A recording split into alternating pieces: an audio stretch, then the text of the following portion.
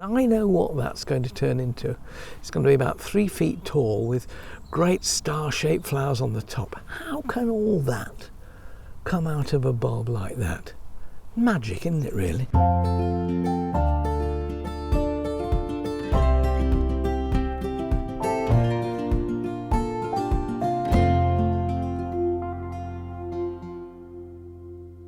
Say the words garden bulbs to most people and they'll think, oh yes, daffodils, narcissi, tulips, plant them in autumn, flower in spring.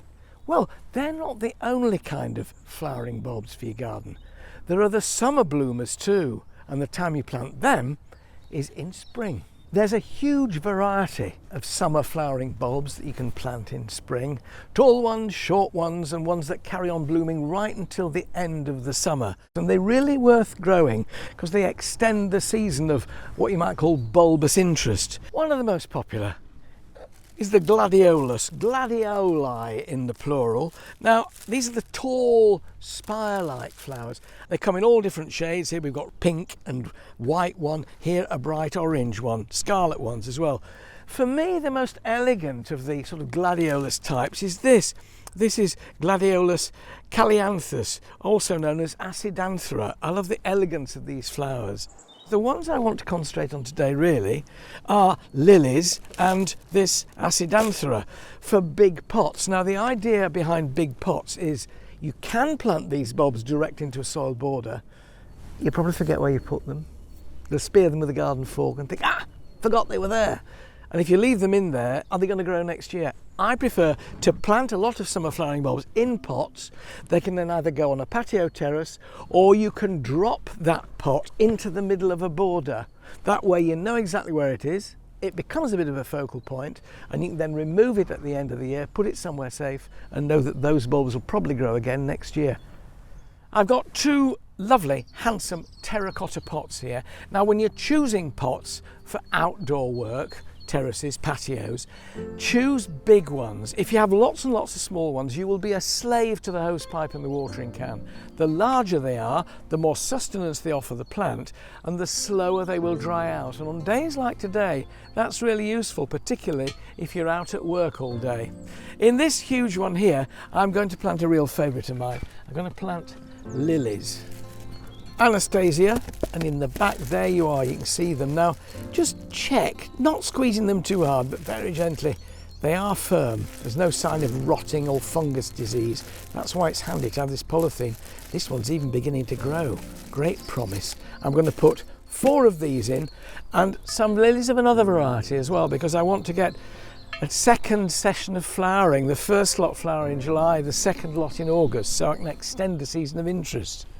Now whatever you pot, it needs drainage holes in the base. You may think, oh, it'll dry out. Well, it will dry out in sunny weather, but if it's very, very wet, it will fill up with water unless you've got drainage holes in the base.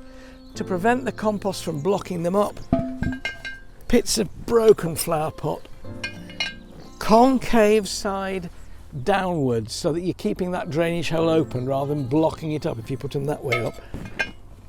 A little bit more, and that should do it. And then in with the compost. This is multi-purpose peat-free compost, very important that bit, conserving our peat bogs, but it has added John Innes. Now John Innes is a formula devised in the 1930s and it was a compost that was comprised of loam, peat, then those days, and sand, so it gave you nutrition, it gave you weight, and the important thing about having a bit of John Innes in here is it's got a bit of loam content, and that means your pot's got stability because it'll be that little bit heavier. And the loam also hangs on to nutrients longer than an ordinary peat-free compost. So this is exactly what I like to use. You can firm it slightly, and if you notice, I've put a bit too much in here. It's a good, well, it will be when I've done, about 15 centimetres lower than the rim of the pot.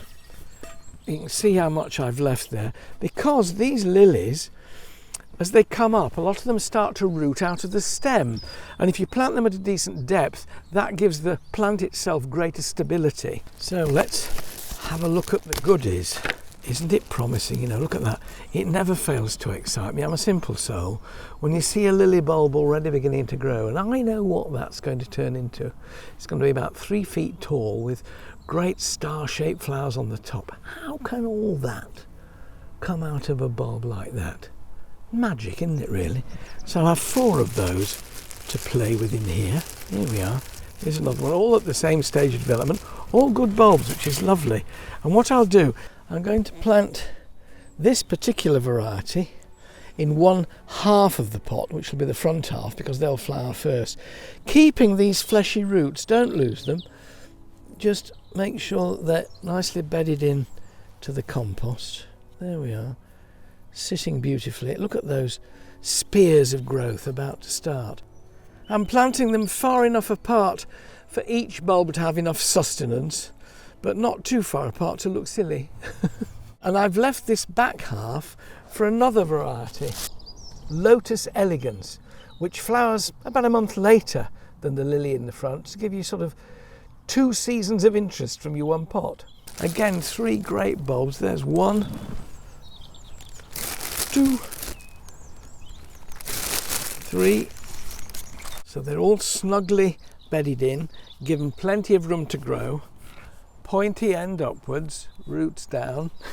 I don't have to say that to myself anymore.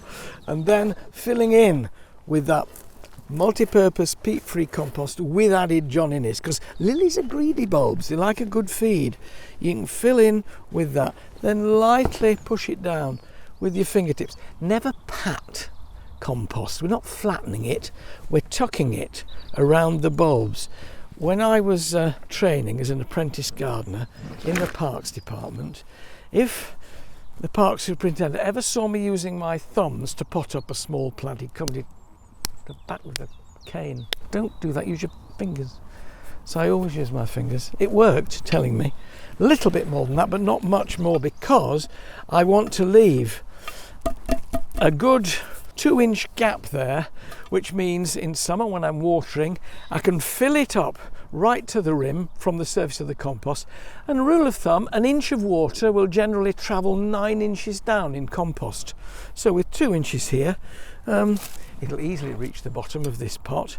What it needs now, apart from labelling, is watering in, a really good soak. However, if I soak this now and then try and lift it off the table and carry it round to this terrace, I'll get a hernia. So put the pot in position where it's going to be before you give it a really good soak.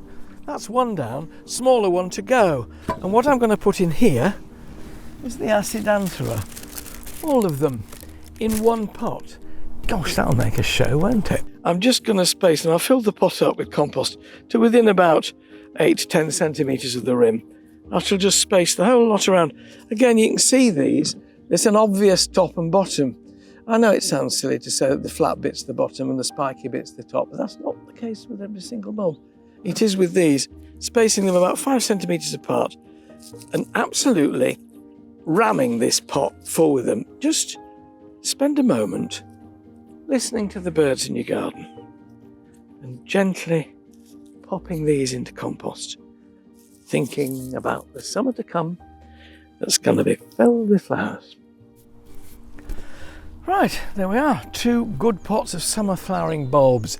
Promise in a pot. I'm going to move these 2 now out onto a sunny terrace alongside the house and just keep watching, because very shortly the shoots will perforate the surface of the compost, and then I can watch them develop, making sure they don't dry out. They get plenty of sun and a good supply of water. Job done. I'll be posting new videos each week, so subscribe to the channel below and let's get gardening together.